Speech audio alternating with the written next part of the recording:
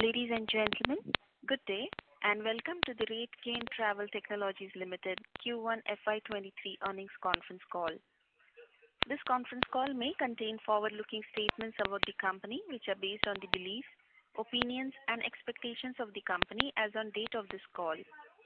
These statements are not the guarantees of future performance and involve risks and uncertainties that are difficult to predict. As a reminder, all participant lines will be in the listen-only mode, and there will be an opportunity for you to ask questions after the presentation concludes. Should you need assistance during the conference call, please signal an operator by pressing star then 0 on your touchtone phone. Please note that this conference is being recorded. I now hand the conference over to Mr. Bhanu Chopra, Chairman and Managing Director, Rategain Travel Technologies Limited. Thank you. And over to you, sir. Thank you very much, and good afternoon, everyone, and thank you for joining the earnings call for Rategain Travel Technologies Limited for the financial year ending June 30th. We are very excited to meet all of you and share highlights of Q1 for this next fiscal year. Joining me on the call are Tanmay Das, the CFO of Rategain, Ankit Chaturvedi, our Global Head of Marketing, Vivek Anand, our Head for Investor Relations, and Thomas Joshua, Company Secretary of the company. And alongside, we also have our Investor Relations partner, Strategic Growth Advisors. We announced our first quarter results for the fiscal year 2023, and I hope you've had a chance to go through our financial results, press release, and investor presentation that are available on the stock exchanges and also on our company website. Our performance this quarter once again shows our commitment to our shareholders as we continue on our path of fiscal prudence and continue to be one of the very few profitable SaaS companies globally. We stay committed to improving profitability through cost optimization and revisiting our commercial agreements to increase revenue per customer. In addition, the non-linear nature of our business led to 10% sequential increase in revenue quarter over quarter, while headcount only increased by 3%. Our results are a testament to the faith shown by our long-standing relationships with industry leaders that continue to trust us for helping them unlock new revenue. Given the labor shortages that we are all hearing about in our industry, there is an acceleration towards digitization. Rategain is well positioned to capture this opportunity given the innovations and new product launches that we are doing using AI/ML to help our customers acquire guests, retain them, and expand on their wallet share.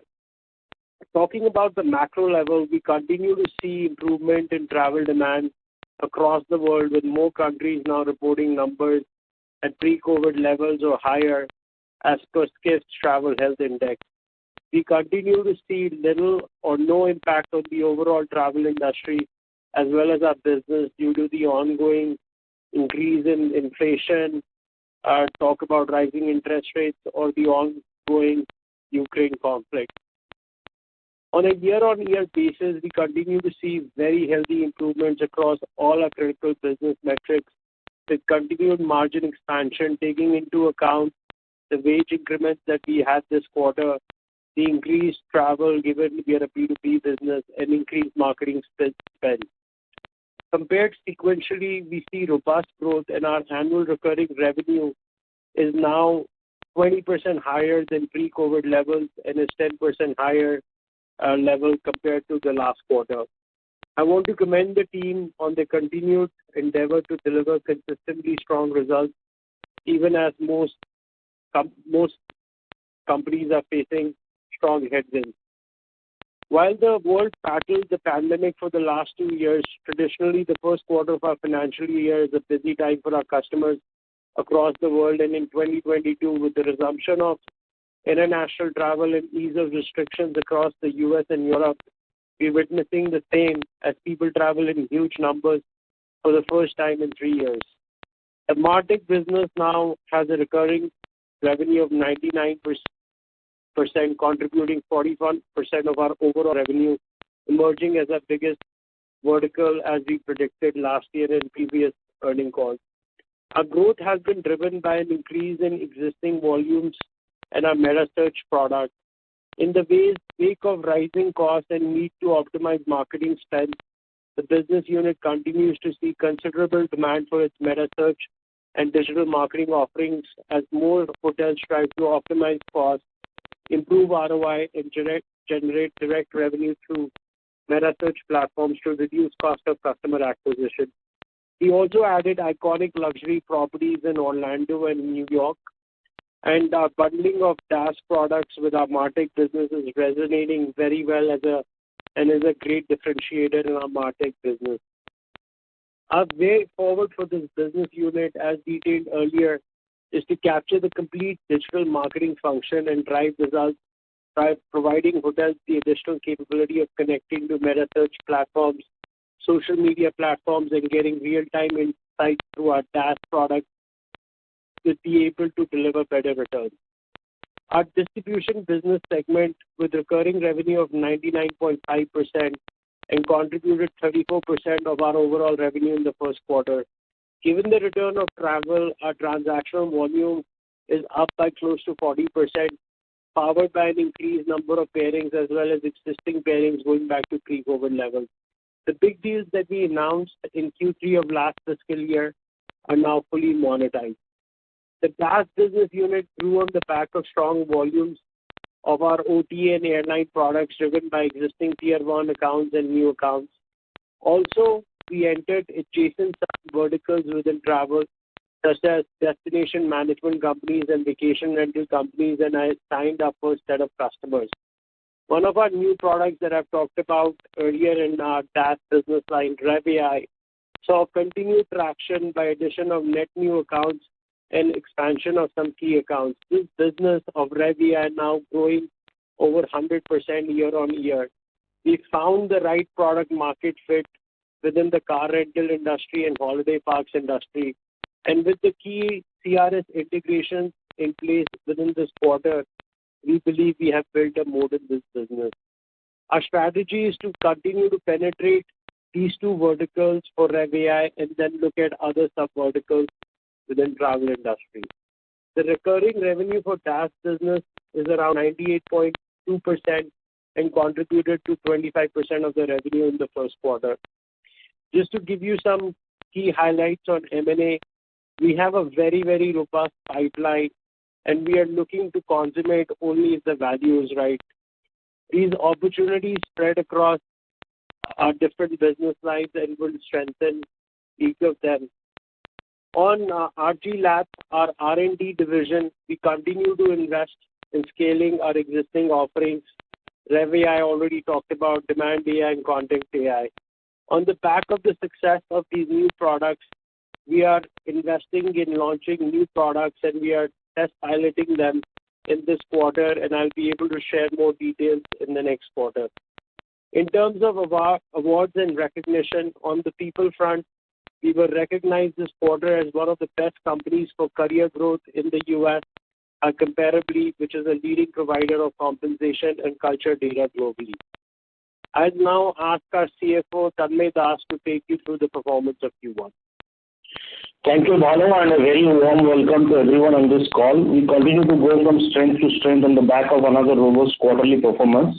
We continue to improve our margins year over year in a quarter that is facing global headwinds in the macroeconomic environment. Strong revenue growth and margin expansion reflect the business performance in a historically challenging quarter. We also are now able to see revenue diversification with our expanding footprint in Europe. The global environment uncertainty continues, but travel demand remains strong across key geographies, reflecting the industry remaining on a strong footing. Due to seasonality of our business due to the travel booking patterns throughout the year, it's more relevant to see year-over-year performance rather than quarterly sequential performance, as Q1 historically has been our weakest quarter and Q4 the strongest, both in terms of revenue and profitability. Despite the same, we grew sequentially 10% in Q1 as against Q4 last financial year. Continuing with the momentum last couple of quarters, the company registered a 59% year-over-year revenue growth, with Q1 FY23 revenue at 119.3 crore compared to 74.9 crore in the corresponding quarter last year. The growth is primarily on the back of large amount of new contracts won in Q3 and Q4, of last financial year.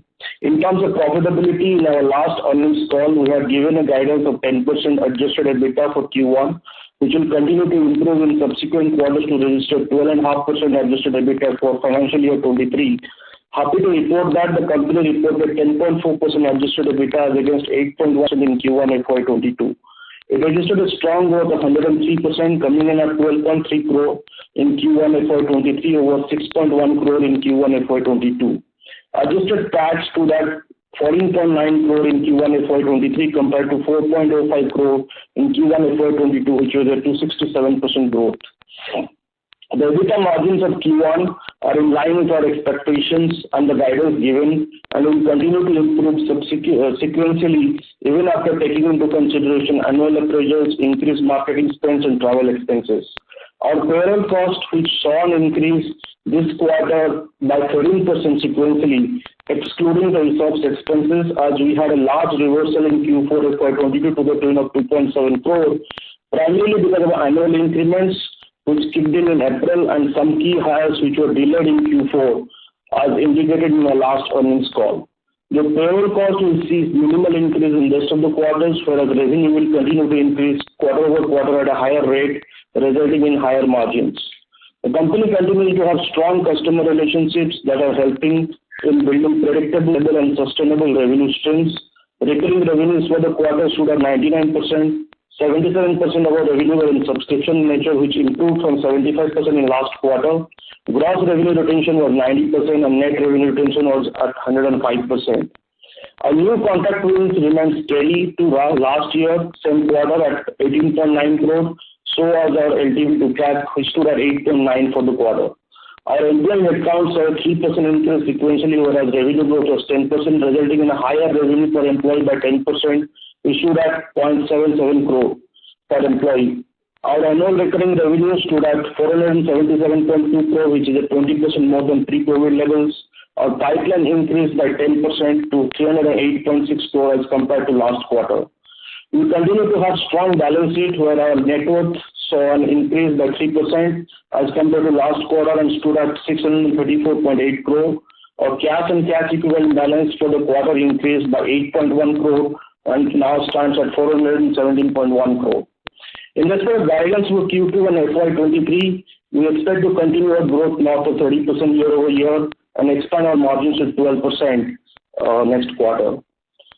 We can now open the floor for Q&A. Thank you. Thank you very much. We will now begin the question and answer session.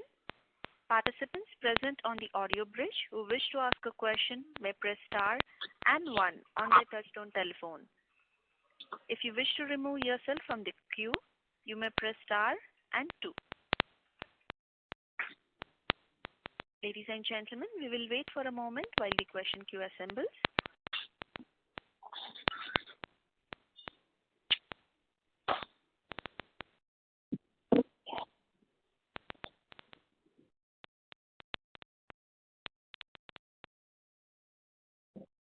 We have our first question from the line of Anmol Grover from Albatross Capital.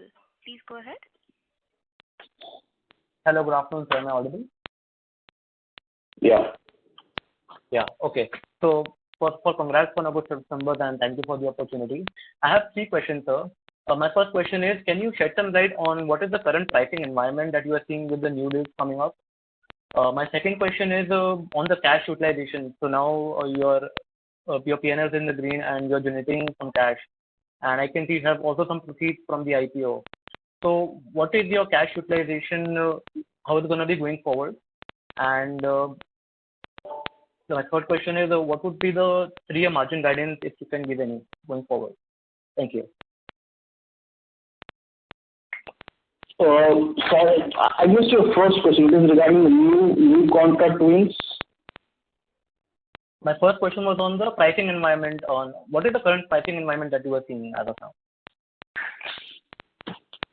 Yeah, so obviously it is kind of varies from our 3 business units. So distribution business is a very sticky business, and we really drive our pricing power there, and we do like the CPI increases every year over year. and we don't get much resistance there. On the DAS and MarTech divisions, we are now in most of our contracts back to the pre-COVID levels in terms of revising the prices, and there are still few customers who are running at a pre-COVID levels, but now we are pushing them to come back to the pre-COVID level pricings. So that's the current scenario. Obviously, price is sensitive at this point of time because profitability for hotels is paramount at this point of time. But we see much higher ADRs. If you see, the hotel prices have increased significantly and all. So that will, in the long term, is going to help us in improving our prices as well. Your second question was on the cash utilization. Cash utilization. So, look, we did raise 350 crore in the IPO, and we have paid our debt. Balance is supposed to be utilized for M&A and some tech investments. So the tech investments have slowly started now. I think from next quarter onwards, you will see some utilization there. As Bhanu stated about M&A, we are in pursuit, and but we'll do the deal if the price is right only, and it's kind of value accredited. So the timing of that we cannot commit, but we are on it at this point of time. So yeah, we are generating cash every year. I think it's a healthy margins that we are going to expect going forward as well. So your last question is on the long-term margin guidance, right? So, in the IPO roadshows, the guidance that we had given is from a 3 to 4 years timeline, we tend to be around 20 to 25% EBITDA margin, and I think we are en route to that. We expect to improve our margin 200 to 300 basis points each year. So based upon Q1 results, which saw almost a 200% to 230% basis point improvement over Q1 of last year. So I think we're on track for that. All right, sir. Anmol, I just want to add on the question on the pricing environment. Also is a function of what the competitive intensity is. So, a lot of the new product launches that we are doing, they're pretty greenfield with limited to no competitive intensity. As a result of which, we are able to charge, basis what value we're driving for our customers. And the gross margins on all these new product launches is significantly higher, north of 90%. So I see, given the value, given low competitive intensity, in everything new that we are doing, it's quite favorable for us. All right, sir. Thank you from my side and all the best. Thank you. We have our next question from the line of Ankit Kanodia from Smart Sync Services. Please go ahead. Thank you for taking my question, and congratulations on the good set of numbers. So I'll have two questions. One is regarding the industry, and the other will be focusing your company's performance. So coming to the industry. Sorry to interrupt. Can you speak a bit louder, please? Is it better now? Yes, please go ahead. Okay. So my first question is related to industry. In India, we are looking at everything rosy here in terms of demand and occupancy in terms of the hotels. But we wanted to hear from you because our market is more towards US. Because recently we read an article where it said that the growth of US vacation rental demand is quickly decelerating.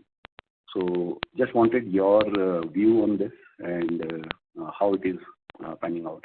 That would be great. Yeah, sure. So in terms of, as you rightly pointed out, most of our business, comes from US and Europe. And, as a result of the headwinds those markets are seeing in terms of recession and rising interest rates and also the Ukraine conflict, so far we haven't seen any changes in terms of the demand and in terms of the volumes that we see, the transactional volumes that we see. They are fairly consistent and robust. But I will be able to give you more color whenever we speak next. As far as we can tell, and whatever reports we are reading, consumers are readjusting how they do their discretionary spend, and travel is, on top of the list and a priority, given that all of us have been locked up for the last 2 years. Right. Thank you. Thank you so much. That helped. And my next question would be related to some SaaS metrics which we declare in our results. So we all know the rule of 40, which is used for comparing SaaS companies. And anyways, till now we are anyways much ahead of that. So if we add the EBITDA margin with our growth rate of revenue, we are somewhere north of 50. But I just wanted your direction in the sense that, say, 1 year, 2 years down the line, which do you think EBITDA going up will be a much faster trajectory, or it will be more led by revenue growth only? I hope I could make my question clear, or shall I repeat? Yeah, I've understood your question. I think what you're seeking is the focus more on, revenue growth, or is it more on EBITDA growth? I think that's what you're alluding to, right? Right. Yeah. So look, we believe that, at a minimum, we should be growing at 30%. So, the growth of 30% and more is quite paramount to us. And as you would notice in our numbers this quarter, and even if you look at our numbers in the previous 2 quarters, we're exceeding that number quite comfortably.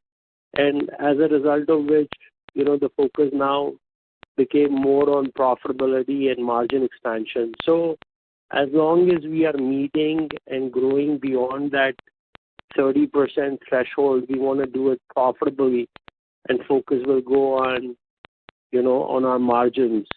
But if our growth goes down, then the focus will be to continue to keep it above 30%. And the outlook that I can see for the next at least couple of years, we feel very, very comfortable. One, our industry is going at 26%. Two, given the penetration that we are enjoying, because we already work with all the large hotel chains, the top 25 out of the top 30 hotel chains, the top 23 out of the top 25 OTAs, all the big car rental companies. So our game is of penetrating, and with all these new product launches, which is unprecedented over the last 2 years, we have more products to sell. So, given all the good stuff that's happening with penetration and new product launches, we feel very, very comfortable on the growth, and we want to do it sensibly. And that's why the focus now has become more on margins. And our goal is, as we have guided earlier, to continue to expand the margins by 200 basis points year over year. Thank you. Just a follow-up on this, for growth, if you can segregate the growth into how much of that would lead to, will be because of cross-selling, and how much would be new acquisition? Any ballpark? I know you cannot comment, doesn't give any clear guidance, but any ballpark number as to how much do you think it will be led by? Because we have got new businesses, we have acquired new businesses where we see a lot of cross-selling opportunity already within our existing set of customers. Yeah. So let me clarify. When we talk about cross-selling and upselling, how does it really work? So, for instance, I'll take an example of a large hotel chain like a Marriott, and Marriott could be using, under each of our business lines, we have several products.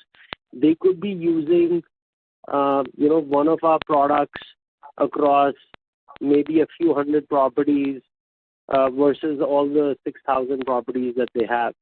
So one goal is to continue to expand the base that we have with Marriott across, moving it to across all the properties, which we call sort of land and expand. The other is, cross-selling additional capabilities, additional products under our different business lines. So, both those mechanisms are in play. And I'll let Tanmay talk about how much of it is cross-sell, upsell versus net new. Net new is largely, I want to say there are, of course, new hotel chains we are acquiring as customers, but, as I talked about in my opening remarks, we continue to also look for fitment in other verticals of travel, other sub-verticals. So, for instance, in this quarter, it was almost an accident in how we entered into destination management companies and vacation rental companies, and we're seeing great, it resonating really well, our DaaS products. So, that's where we see when we go into new sub-verticals, larger net new addition of customers. Yeah, I can add to that in terms of numbers, like when we're targeting a 30% growth, my the targeted net retention rate that we do is around 110 to 115%. So I would say like 10 to 15% should come from the existing customers by cross-selling and upselling, and balance should be like from the new customers. So Q1 was 105% because it's a slow quarter for us and it is going to sequentially increase to reach to that level. But I would say like 10 to 15% from existing customers and balance from new customers, if that answers your query. Thank you so much. That really helped. Thank you and all the best. Thank you. Reminder to participants to press star and 1 to ask a question. We have our next question from the line of Madhu Chanda Day from MC Pro. Please go ahead. Hi, thanks for the opportunity. I just had a couple of questions. The first one is, was there any surprise in terms of the revenue that you reported in Q1? And if yes, what led to the surprise?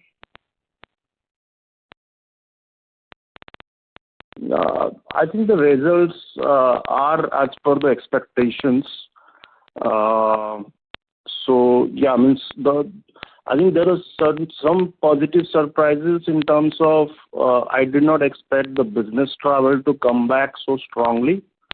So that actually really helped in our volume increases and all, because that is, we expected the business travel to be around 50-60% of pre-COVID levels this quarter, but it really has gone up to like 80% of pre-COVID levels. So that was a positive surprise for us. Bhanu, do you want to add anything? I don't see. I think it was as per the expectation. The second question is, since I'm pretty new to your company, I just wanted to understand the model a little better. How much of your revenue volatility is linked to, upswing or downswing in travel? The reason I'm asking you this question is, of course, there's a looming fear of recession in most of the Western markets. And should that impact, discretionary consumption, including travel, what percentage of your projection or expectation would be at threat? I don't know. We have a 77%. This quarter we had a 77% of subscription revenue, and 23% is on transaction revenue. It's a optimum mix actually because of the subscription high subscription revenue. Our degrowth in the COVID year was much lesser than some of the big players. Like everyone was down by 60-70%, but we are down only 30% because of the high subscription revenue. And the transaction revenue really multifolds when the demand is high. So we have a high subscription based revenue. So I think the impact will be much lesser if any impact happens. But maybe your client addition and client mining engine would slow down. That is what you are guiding to, right? Are you talking about what will happen in the recession? Should there be a recession? Yeah. I'll take that, Tanmay. So as Tanmay pointed out, to put it simply, if there is a recession and the consumption story is impacted as well, although all the reports suggest otherwise, even if there were a recession, what we are hearing or reading is that, travel is now on top of the list and people are prioritizing it. So at least in the near term, we should not see an impact. But even if this trend were to normalize, this will impact our transactional revenues. And as Tanmay indicated, transactional revenues are 23% of our overall pie. But there is another trend that we are seeing that should hopefully offset, any dip in discretionary spend, and that trend is, the move towards digitization, using really technology. I'm sure all of you have experienced that, hotels are the least digitized industry. And what has happened is because of this pent-up demand, now a lot of the stuff that was very, very people-dependent is suffering. We are hearing about all the chaos that's happening in Europe, etc. So I think the industry is woken up. And the trend that we see is a much, much faster acceleration of adopting technology. So, given that, in fact, there is a report that talks about, an 18% CAGR of technology spend over the next 4 to 5 years in travel and hospitality. So as a result of this digitization accelerating, if there were to be a recession, we believe it should offset, some of our, some of our transactional business revenue. Yeah, and the last question from my side is, what is the sweet spot of revenue where a company of your type typically sees a steady acceleration in margin? Or, I'm aware that you have given a guidance of, say, 200 basis points, 200 to 300 basis point annual expansion. But at the same time, you are guiding to a 20 to 25% in 3 to 4 years, which means that there will be an inflection point where, and after which there could be a much sharper, expansion in margin. So what kind of revenue ballpark is that inflection point?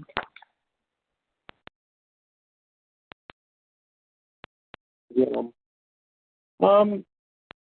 It's difficult to guide for a overall revenue, but if I had to take a guess, I would say it'll be close to let's say $100 million number. But the way I see that operating leverage and, everything that you make on the top line falling to your bottom line, I see that happen based on each of our business lines more. So as each business scales, we'll see that that inflection point occur in each of those businesses. So and some of these new product investments that we are doing, it requires a separate team, separate R&D department. So that's where a lot of our investments go in, and we don't actually capitalize any of those investments. So my belief is, as each of those products and business lines scale, that's where we should see that inflection point come on. And my general guess would be, once we start to exceed the 100 million number. Yeah, thanks a lot for answering all my questions. Thank you, and all the best. Thank you. Thank you. In the interest of time, may I request participants to restrict their questions to 2 at a time. Our next question is from the line of Pranay Roop Chatterjee from Burman Capital. Please go ahead. Hi, good afternoon to all. Am I audible? Yes, sir. Yes. Please go ahead. Yeah. Thanks for taking my questions. Again, I'm slightly new to the business, so I just wanted to understand your MarTech business a bit better, given, majority of our revenue is coming from there. So if you could just throw some light on what exactly is the value proposition there. Again, I'm aware of the fundamentals, but let's say when you are having a discussion with a potential client during their BD, their business development process, what are the key questions that the clients ask, and what are the in terms of your response, what is the competitive edge or the value add that you try to pitch to the clients? That would be my first question. Second question, again linked to the same thing, is the traction of new client additions. Again, you have given the number for Q1. My question is the traction that you're seeing on a monthly basis recently, is it as per expectations or is it above or below your expectations? New clients in MarTech. And like same topic, in terms of the competition, how exactly do this digital marketing, pie, the budget that you're trying to target, and who are you? If you could just throw some light on this. Sure.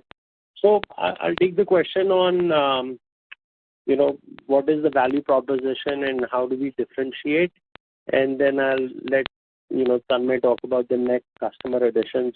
So in terms of the value proposition, what we offer in our MarTech business is really two things. What we are offering is we're helping you establish your brand in the social universe, because as we all know, today's traveler is the millennial and they are all across the social universe and they need to be engaged. And the second is, how do you use these digital platforms like Google, where people are searching on price comparison websites, as well as social channels? How do you bring them to your own website so that you can, acquire those customers digitally? So our MarTech offering actually caters to those particular needs. We help a hotel engage with the customer online on social universe. So, we basically send out messages around what is new at the hotel, what are some of the exciting activities targeted to a particular demographic. And if there is some chatter or engagement or there is a poor experience, we also on behalf of the hotel will engage and respond and hopefully convert a negative sentiment to a positive sentiment. The other big thing that we do, which is actually a big part of our MarTech offering, is we enable customer acquisition through these digital channels, right? So if you're a hotel and you say, look, I have, $10,000 to spend to get customers, and as we all know, the days of offline marketing are over, so people, are reluctant to use, newspapers and print media, but more now focused on digitally being everywhere on these different social channels, as well as, when, let's say, you go and search for a hotel in Mumbai, are you seeing that hotel's ad? When you go do a price comparison on Google or on Trivago, you see, that hotel come up. So what we make sure is, that the hotel is present and we are maximizing, the return on ad spend, let's say the $10,000 that I took as an example. So how do you allocate between Facebook, Twitter, Snap, TikTok, social influencers, Google, meta search sites? So there is a plethora of options that are available. So what we do is we do two things. We are able to first establish connectivity to all these platforms. These are technical pipes that we've already built. Two, because of a lot of the data insights that we are able to have, we're able to optimize these campaigns such that they can maximize the return on ad spend. So give you a couple of examples on how we differentiate.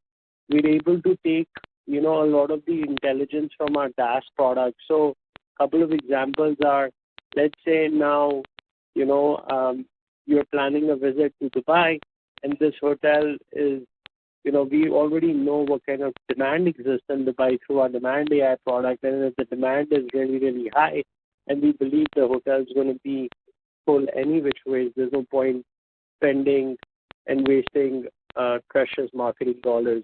Similarly, we also do, a competitive check on what competition is doing.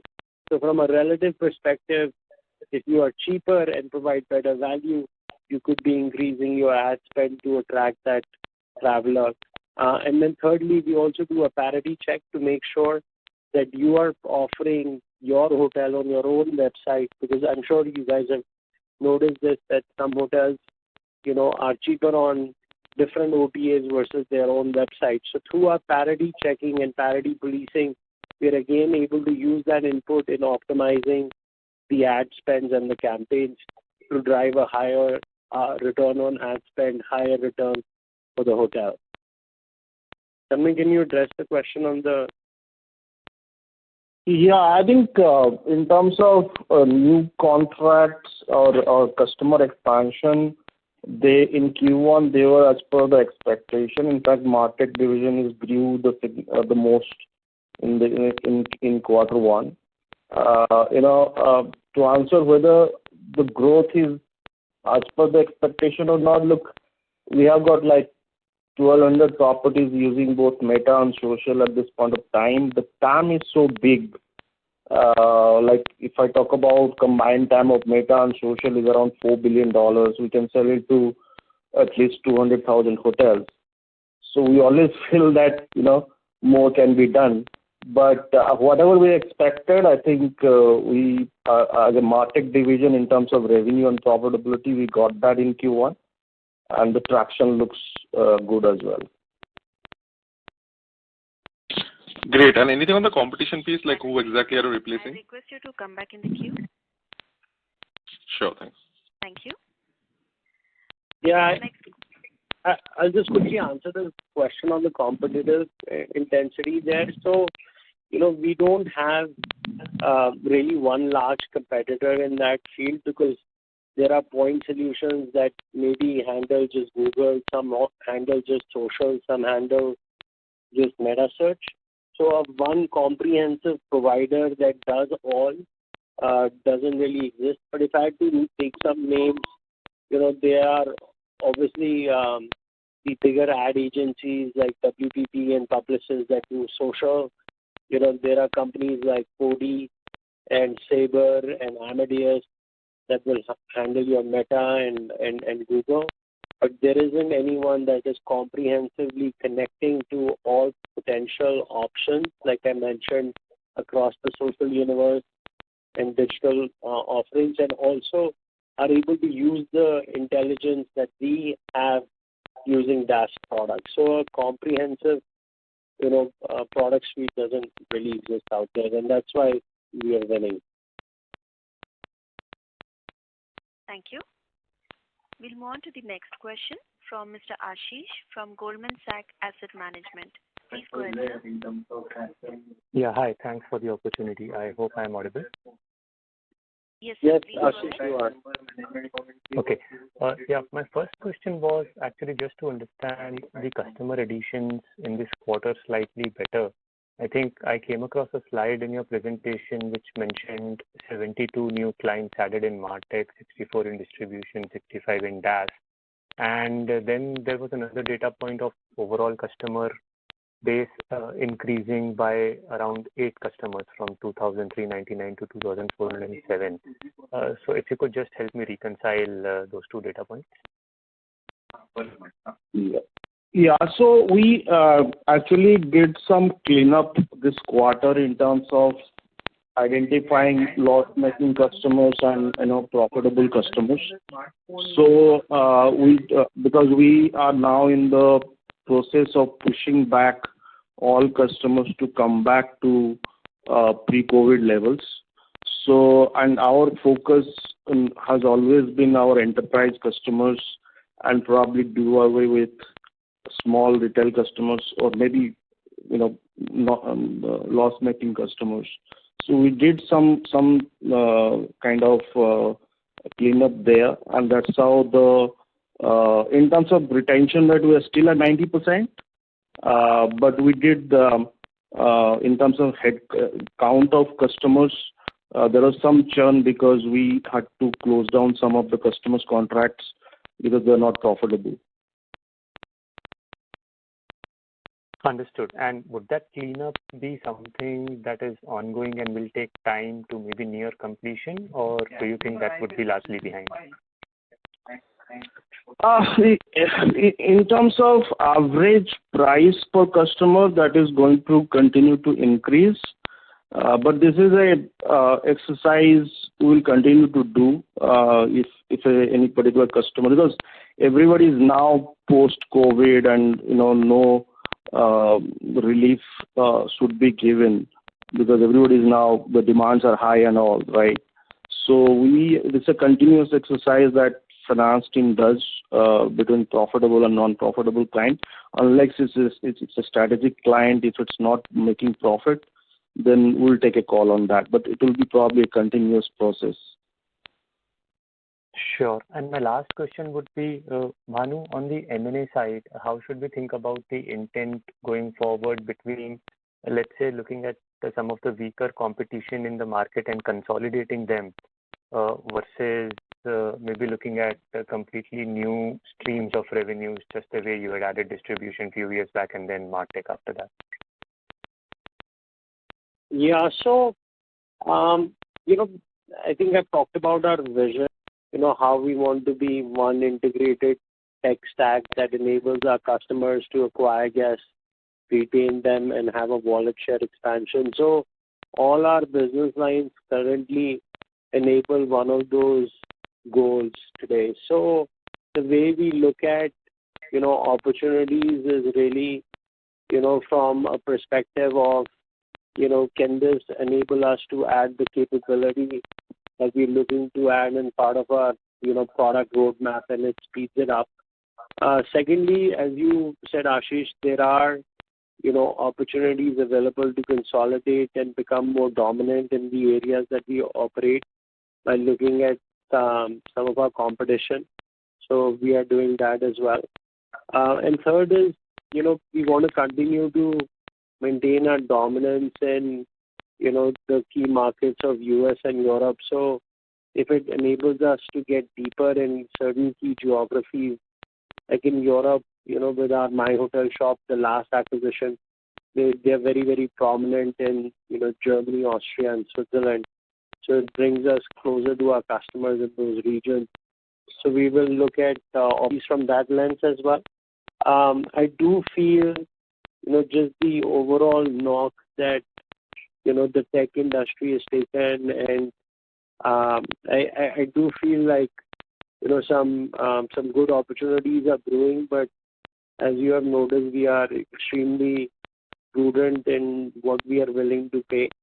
And I'm hopeful that, some of this should come through, given the environment in terms of valuations is also favorable to us.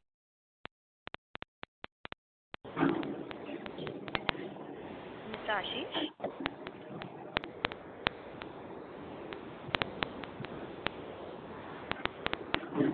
We have our next question from the line of Rishit Parikh. Please go ahead. Yeah, hi. Thank you for the opportunity. Just a couple of questions, Bhanu. Wanted to understand, one, on MarTech. Let's say if you were to look at 2-3 years out, how would the mix of the business look like? Will MarTech end up becoming, let's say, 60-70% of the business, or is there, some of the new products that you roll out will essentially drive DaaS distribution as well? And how should we look at the mix, let's say, 2 years out in terms of the business? That's one. And second, on the cash, if you look at the cash flow conversion, right, that's been weak for quite some time, or maybe it's been about 40-50% of EBITDA, adjusted EBITDA, right? Could you just help us understand, when I look at the subscription business, typically the cash conversion should look better, right? So I'm just trying to understand how the cycle works. Thanks. Yeah. Well, to your first question, we've actually done internally some projections, and I want to be more specific to the answer on, how do I see the revenue split. Tanmay, would you have access to that internal 3-year projection that we have done? Yeah. So, 1 second. Yeah, I think the way we estimate MarTech would be in the range of closer to 50%, because we are also estimating distribution. We are very bullish about growth of distribution business as well. So MarTech will be around 50%.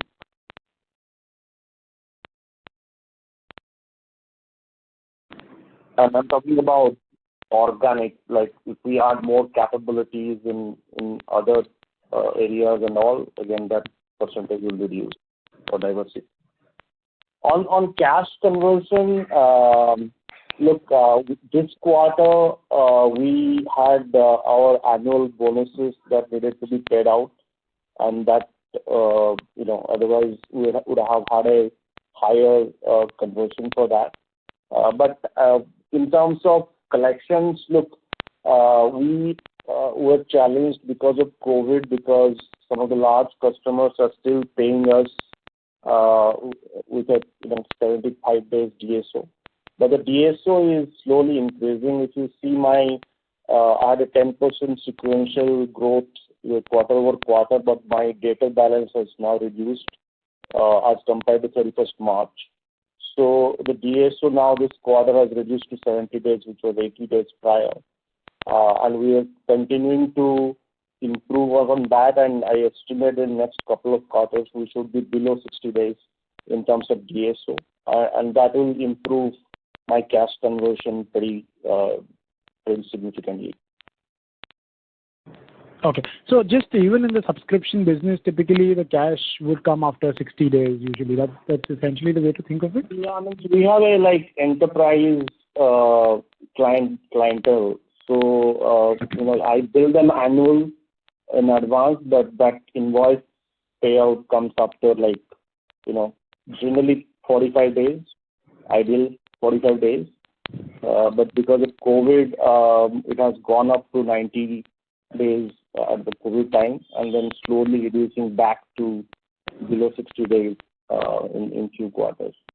Okay. But I'm seeing a steady improvement in that every quarter. Okay, understood. So on a stable state, that's CFO. I request you to come back in the queue, sir. Sure. Thank you. Participants are requested to restrict their questions to 2 at a time. Our next question is from the line of Saurabh Thadani from IIFL. Please go ahead. Sure, thank you. Congrats on a good set of numbers, and thanks for taking my question. Most of my questions have been answered. Just one question on the operating leverage. While the operating leverage is clearly visible on the employee benefit expense on a Y-on-Y basis, the same is not reflected in the other expenses. So could you just throw some light on what's driven the significant increase in the other expenses, and do you expect this to start normalizing going forward? So in Q1, we had certain our marketing and travel cost increased. We had historically certain marketing events happens in Q2, but this time they happened in Q1. So the travel and marketing expenses were above our what it should have been, but it should normalize in subsequent quarters, because those are not going to happen in Q2 and Q3, or happen lesser. I think the goal is to reduce the other expenses as much as possible, and we are working towards that. Got it. Thanks. That's it from my side. Thank you. We have our next question from the line of Rahul Jain from Dolat Capital. Please go ahead. Hi, am I audible? Mr. Jain, you're not audible. Is it any better? So you'll have to speak a bit louder.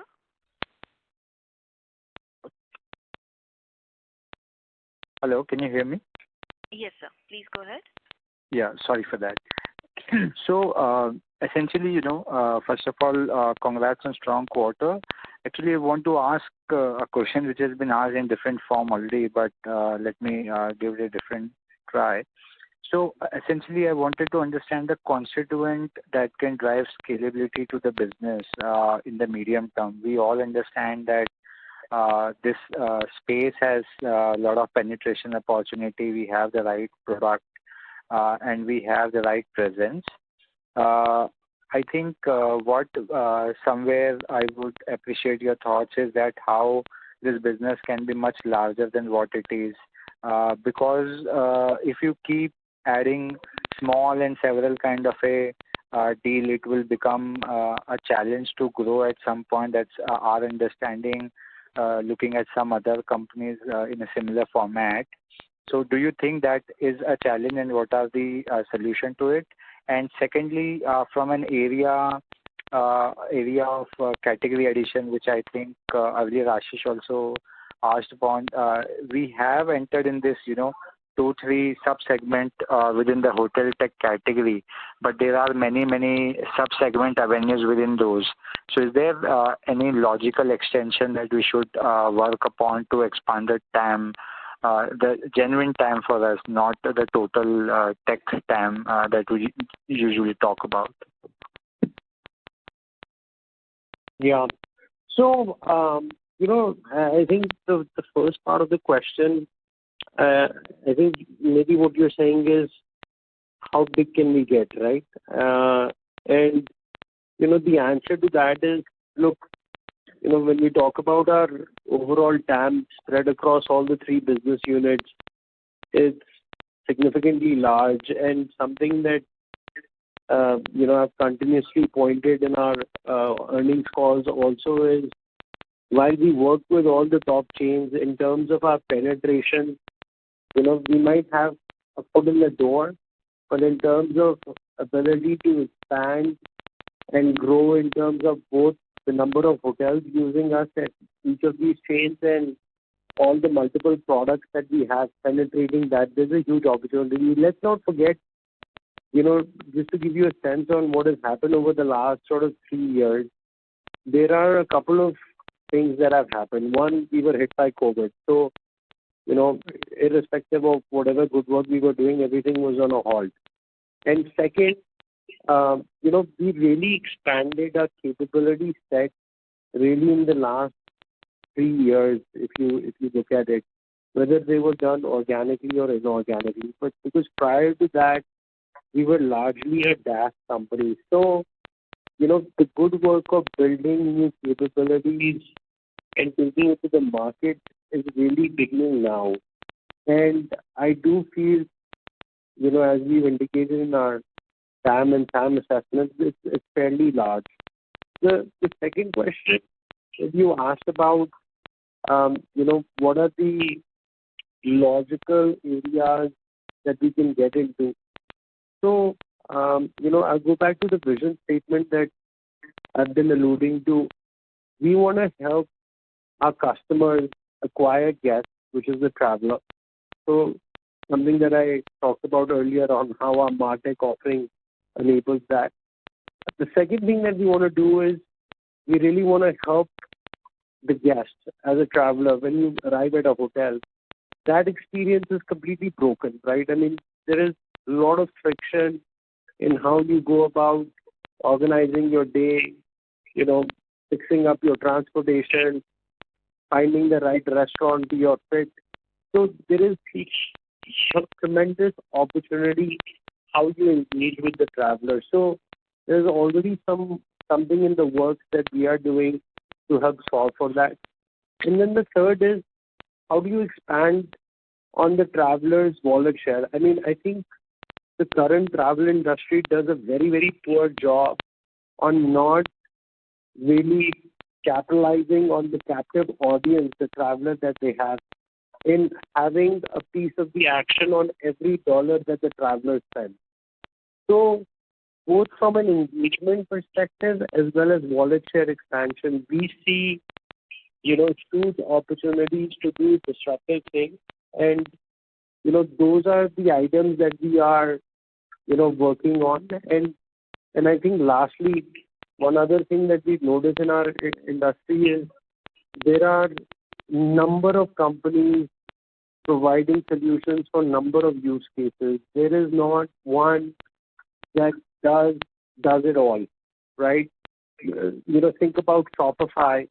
It's really becoming the Shopify. So I think that's our other big endeavor, is to make sure that this whole integrated tech stack that enables our customers to acquire guests, retain them, and have a wallet share is one integrated tech stack. So that is the big endeavor where we are putting it all together on one platform. Right. I appreciate the color. Thank you. That's it from my side. Thank you. We have our next question from the line of Karti from Suyash Advisors. Please go ahead. Yeah, hi. Thanks. I will limit myself to one question, but slightly broader question. In terms of the levers for profitability, can you share some thoughts on where, what is the revenue contribution from MHS and profitability there, improvement opportunity there? And secondly, in terms of your distribution booking split, volume split, that is between GDS and OTAs. And MarTech profitability, if you would kindly comment on that. Thank you. Yeah. So, in terms of economy of scale, so obviously, as I said in my script, look, this Q1 we had a large increase in the payroll cost, primarily not because we added a lot of headcount, but because of the increment impacts and all, and which is going to stay. We'll see minimal impact, minimal increase in the rest of the quarters, whereas my revenue is going to increase at a much higher rate. So that will expand the margins and probably guide us to whatever guidance we have given for the year.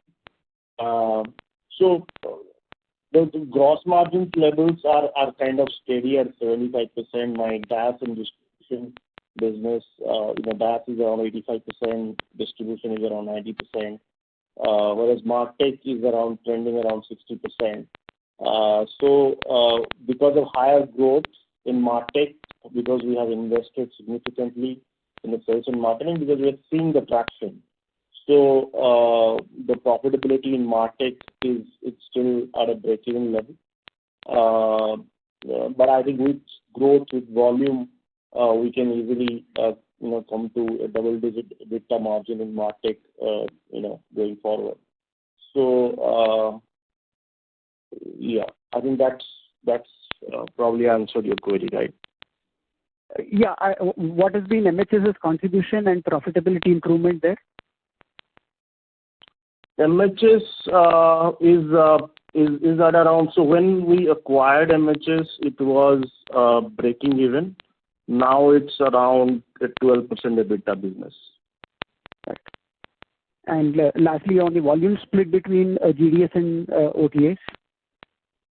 So our all businesses, whether we talk about distribution, MarTech or DaaS, 94% of our business is dependent upon leisure travel, and 6% is dependent upon business travel, which is primarily GDSs. But within the distribution segment, I would say like 20% comes from GDSs or business travel, and 80% from OTAs. Sure. So not too much of scope available there for mix change to drive profitability. Is that a reasonable understanding? No, both are profitable, like GDS and OTA. They both, from a distribution perspective, is a highly profitable business. Yeah, it's leisure travel. If you see all guidances in the industry reports and all, leisure travel is at an all-time high, and improvement of business travel is icing on the cake, basically, because we are not expecting that this year. So if whether business travel increases or leisure travel increases, it's going to drive profitability for us. Sure. Thank you so much, and best wishes. Thank you. We have our next question from the line of Kshitij Saraf from Tusk Investments. Please go ahead. Yeah, thank you. So this is a slightly related question to one of the prior Your one. voice is not clear. Is it better now? So can you speak a bit louder, please?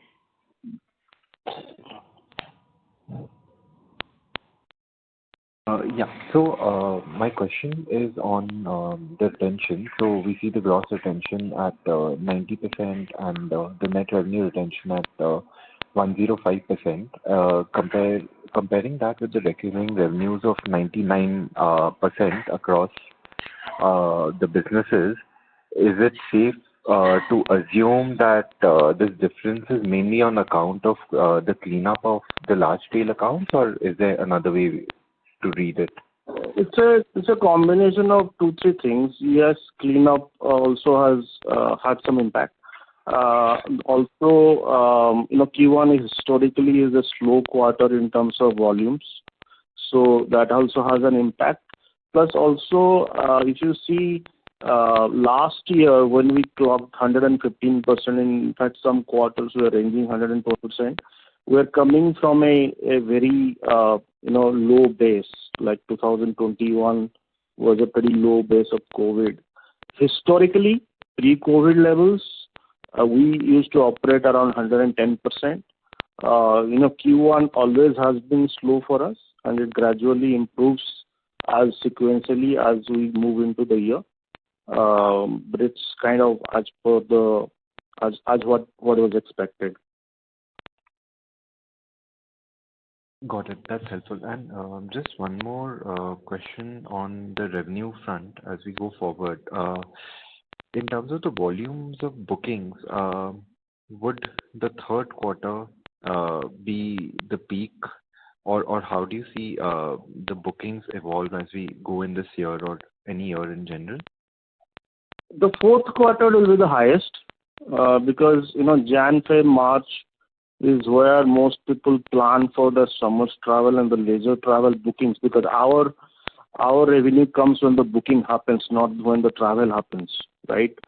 So Q4 is always our the highest quarter, and also most of the US companies have their start of the year as calendar year, where the budgets are approved, and also a lot of decisions also happens in terms of new sales or new contract wins in the first quarter as well.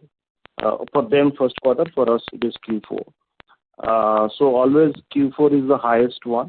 The revenues gradually increase from Q1 to Q2 to Q3 and Q4. Q3, in terms of business travel, is slightly low, but the leisure travel compensates that. So that's how the booking pattern goes. Got it. Thank you so much. All the best. Thank you. Ladies and gentlemen, due to time constraints, that was the last question for the day.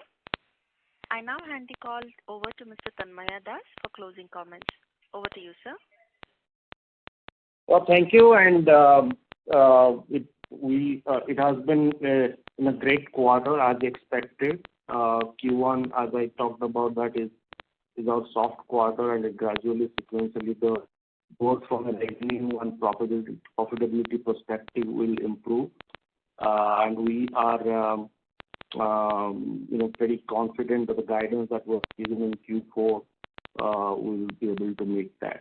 Thank you very much for attending and taking time out. All the best. Thank you. On behalf of Rategain Travel Technologies Limited, that concludes this conference. Thank you for joining us, and you may now disconnect your lines. Thank you.